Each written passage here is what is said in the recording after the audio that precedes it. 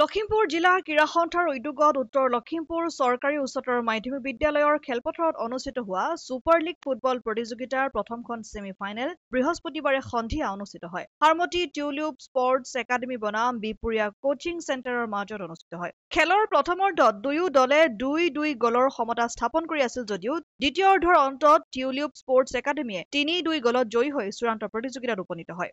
ক্ৰীড়া সন্থাৰ super division লীগৰ আজি প্ৰথমখন ছেমিফাইনেল খেল। এই খেলখন অতি উত্তেজনাপূৰ্ণ হৈছে। দৰ্শকৰ উপস্থিতিয়ে আমাক যথেষ্ট উৎসাহিত কৰিছে। এই খেলৰ আজি দ্বিতীয় অৰ্ধলৈকে টুলিপ স্পৰ্টছ একাডেমীয়ে বিহপুৰীয়া কোচিং চেণ্টাৰক ৩-২ গ'লৰ ব্যৱধানত আগবাঢ়ি আছে।